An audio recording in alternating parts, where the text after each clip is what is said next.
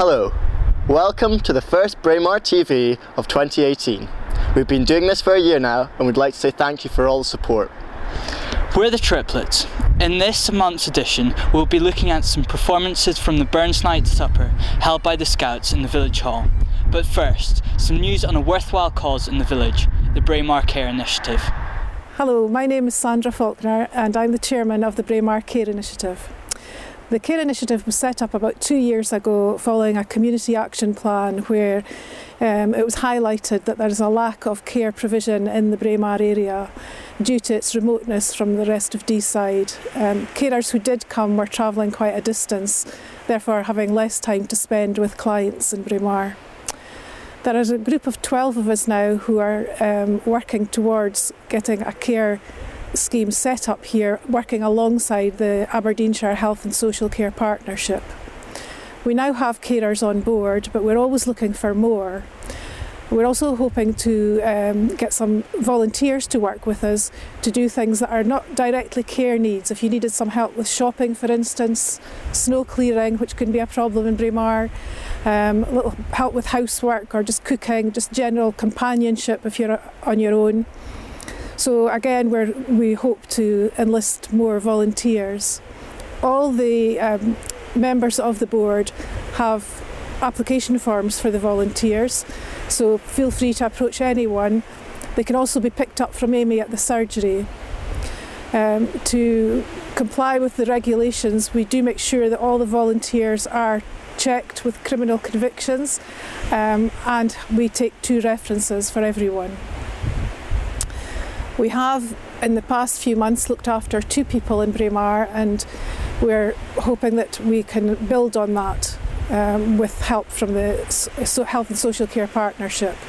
They've all been very supportive, along with the Scottish Government, who have helped us in many ways, along with sources of funding and just general help and advice. It's not unique, but it's quite unusual. We've been to visit 2 other projects, one in Perth and Kinross and one up in Highland, both set up by individuals who saw a need in their remote communities and have formed different types of care needs. The one in Perth and Kinross is a cooperative where they have physiotherapists, occupational therapists, nurses, and a variety. The one in Highland is working alongside an established care provider, but they're working individually in remote areas to make sure that care is provided. We're hoping to be very flexible, which is why we've decided to try and go it alone in Braemar, so that we can work around the people who are available to work. You know, if you have children at school, for instance, we would only ask you to work when you were available.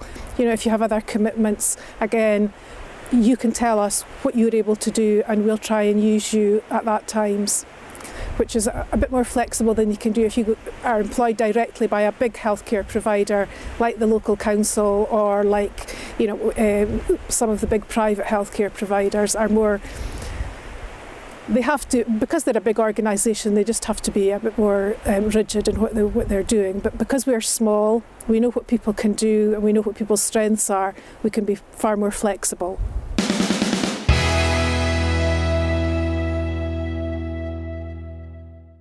And now we're going on to that occasion where we're going to all be upstanding to welcome the haggis being carried in by Sasha and piped in by Angus Wood. Ladies and gentlemen, the haggis.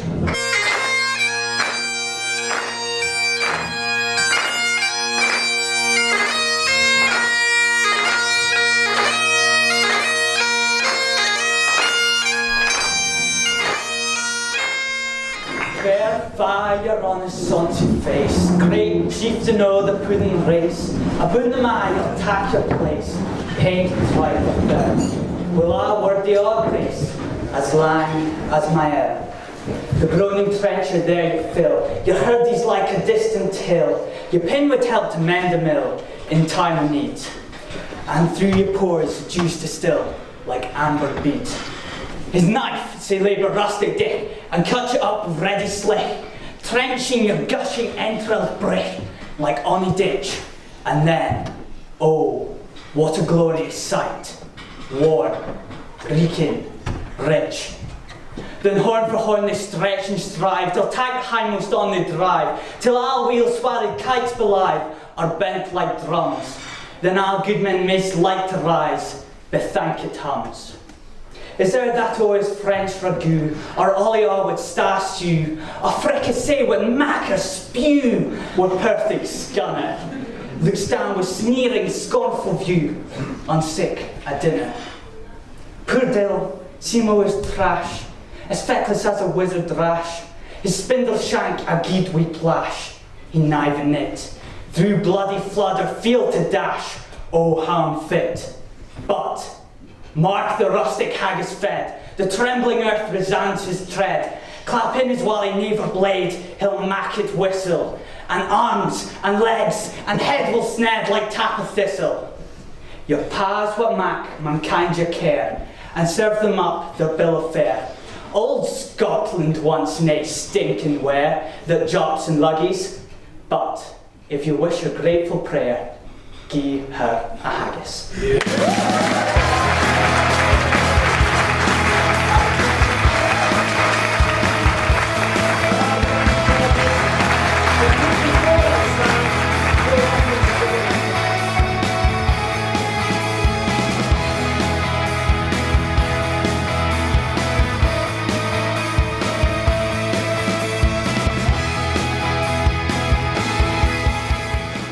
I was looking for a job, and I got the chance of this job to be an apprentice TV engineer with George Bruce, Station Square Ballater.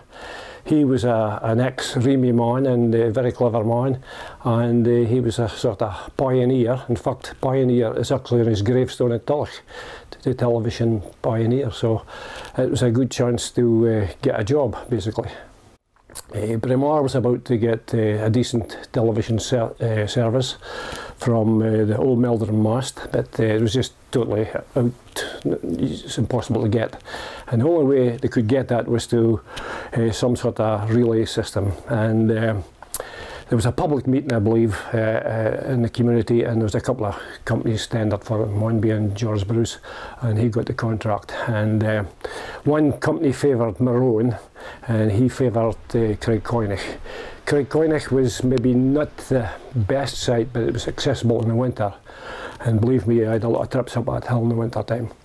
And the other hill was the Maroon, and it was, I think it was Kirkashots. Maybe they were getting the signal from then. There was the only signal available in this area was Kirkashots. Before the old Meldrum transmitter got going, and it was very, very poor reception, and Kirkashots was very susceptible to like aircraft flutter, and I mean in 405 TV, black and white, BBC One only. So after the public meeting, the work got ahead, and they dug a track from the top of Maroon, a lead cable and a conduit cable, conduit pipe, hence pipe TV. And there was very, very few systems in the country. I think there was one in the Scottish borders, and there was one up at Cullen.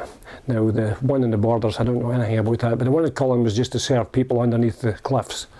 And so my boss, he got a bit of advice from them and contacts about bits and pieces. But the Braemar one was much more challenging because of the top of a hill, the climate, and the rugged winters. And Braemar had lots of problems having no television and no radio.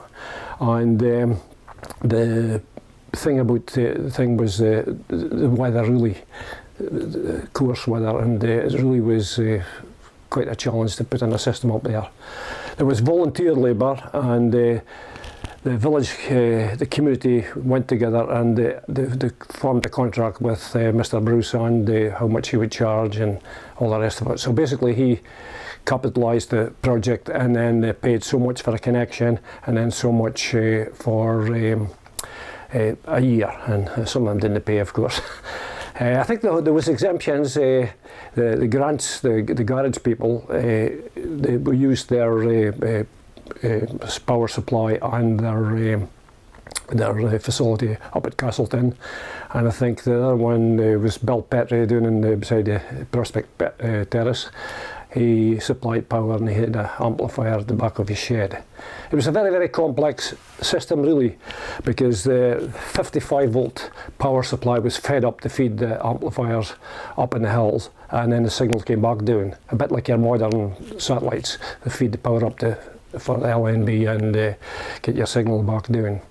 But it was quite a thing really, because the signals all had to be balanced up and adjusted just manually. There was no way of adjusting a transmitter at the top of the hill, and things further down the village was easy to access, but top of the hill was a bugger, I can assure you, because there was one time I went up there and I waded up there in waist deep snow 3 times in that day, carrying a battery power supply for the signal meter.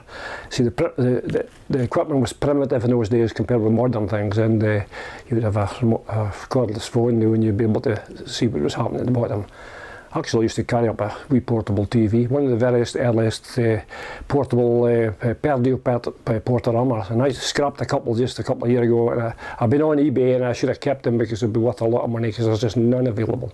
It was made by Perry Radio, and it was really the first of the battery TVs. The battery lasted about an hour or a couple of hours at the most. As I say, Braemar, the power supplies in Braemar were very bad, because the electricity was just supplied from Ballater on a single feed. And when they put on their televisions there in the winter, the pictures used to shrink right in, and they just had to be postage stamp pictures on black and white. The distribution system was through a cable in the village, an overhead cable in the main part, and the connections were quite unique. There was also radio on it. There was the 3 radio programs. I think it was the home service, the light service, and the 3rd program. I think that's what they were called in those days. And the FM radio was very, very good. Far better off-air than you get today in Braemar. So the only radio you get in Braemar is neap radio or off satellite, or off your fancy phone if you've got one. The main brands of TVs was Echo, made by EEC Cole in Southend and Sea, I think, and Murphy. That was the 2 main ones, and they were quite reliable sets, although all valve operated. And the thing is about valves, they had to be changed every so often. As far as the wire system is concerned, these things always tended to pack up in the stormy days. The cables themselves a lot of it was overhead in the village, just from house to house, but because of the layout of Braemar, you had high houses, small houses, nothing in step, and it was difficult to wire in a sort of decent sort of thing. But even the 5 arms had a cable running right along the front, and of course there's a TV in the bar, which is part of the selling exercise. And it was very, very handy in a cold day as well, the bar, to get to check a picture a few times a day sometimes. But really, the community of Braemar rallied around. Before I started this particular job, even the local bobby was holding the cables, because they had to put the signal cables onto a catenary wire, and they just had to be whipped on with a bit of thin wire, and it was a hell of a job. So you had to hold 2 things in the freezing cold and get them whipped on. There was no latterly, some of the cables come with a catenary built in, but it just wasn't strong enough to hold the weight of snow in Braemar. I think because there was probably a bit of power to feed amplifiers going through the cables, there'd been a slight bit of heat, and if you got snow it would melt on the wire and then form into ice, and sometimes the cables did come down. Now the whole network went through the centre of Braemar, basically from Castleton down across the road beside the old garage, which is now the Chipper, and across by Rocky Lane, along the Fife, and down to St Andrew's Terrace, and right through the centre of the village, right out to Broombank. Then it was extended, believe it or not, from the end of Broombank right through to Eastermans, I think is it, and out as far as the golf club. Everybody just wanted it. Then up the Braemar Road, it went right out as far as the last house out there. There was a lot of wayleaves and legal things were never done probably properly, but everybody wanted to get on with it. There was just probably a couple of snags here and there. Somebody didn't want them through their land, and after they saw the TV pictures next door kind of thing, they all wanted it. So there was a wee bit of controversy sometimes. I think the 2 estate owners, the 2 factors from Marlodge and Invercall, were very, very good in getting this thing set up. It was just a community thing basically, and it lasted right up to the days of colour TV coming in. I mean, it was amazing. And of course, it was changed when ITV from Grampian TV from Durris came along, and we had to get another signal from Durris from the same point. See, these things were very difficult to plan because you didn't know where the transmitters were going to be. So Old Meldrum's a hell of a distance from Durris, and wherever they put these transmitters, there's always black spots, and to this very day there's black spots. And I mean, I did predict a lot of years ago that everything would be coming down from satellites, and my predictions came true. So maybe I should invest it in the satellite business. I did a wee bit of satellite business before I packed up, but unfortunately I couldn't compete against Sky. They were giving stuff away for nothing and whacking you with the fees, just like the phone companies are doing now. So it's quite a story, really. Socially, the village was very good because in certain places you always got your cup of tea and something was a dram, and up in the Castleton and anything, Mrs. Pegg and Arthur Pegg were really fantastic folk, and the house was so warm when you went in. And then come down into the village there, Zan Grant always had to get lawn, and I think possibly the Bill Petrie and Marion and at St Andrews at what's it called, the place beside the Games Park, they were really good, and they were really super people. But I think Bill was a bus driver, and he did some work in his spare time as well. As I say, there's a lot of community work went into this in order to keep the costs down. And as I said, gave a fantastic service right up until 625 UHF TV came along. So it's a long-standing service, and it did pretty well, but it always broke down in the weirdest and the wildest of weather.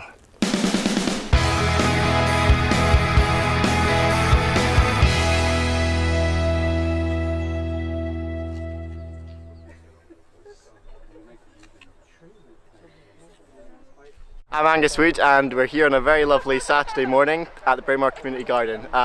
Today we're just moving all the dung and stuff onto the plots to fertilise them for the coming planting season, which is hopefully going to get going soon. Well, we've only got enough horse dung for one plot just now, but we're going to be moving on and getting some more for the second, I think. So, and yeah, that's basically all we're doing right now.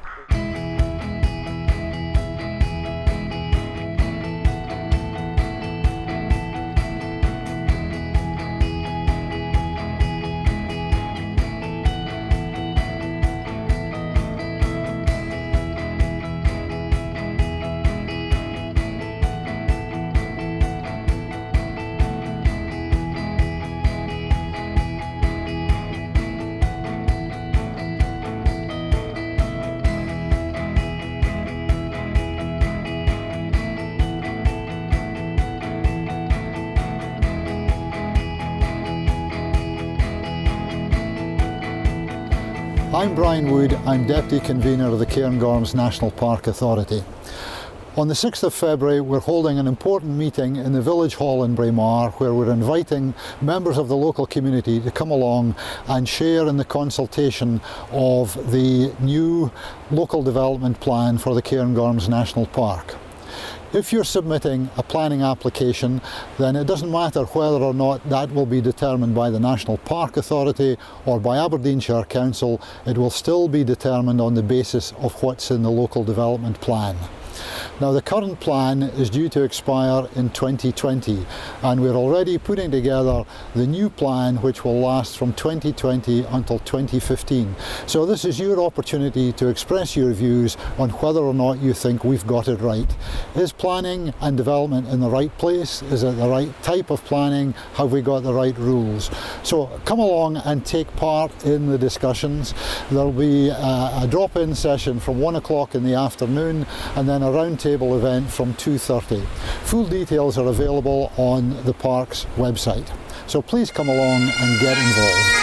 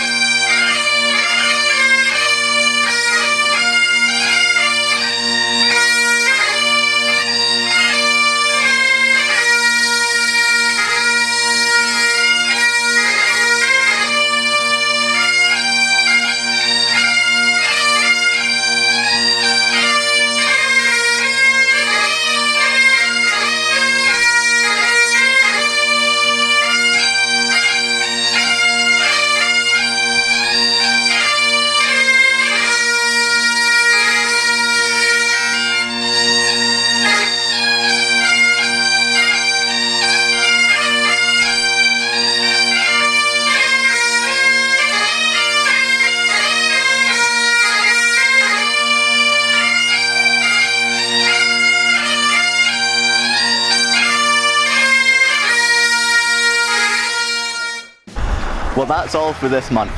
Despite the cold, spring's just round the corner. Until next time, bye!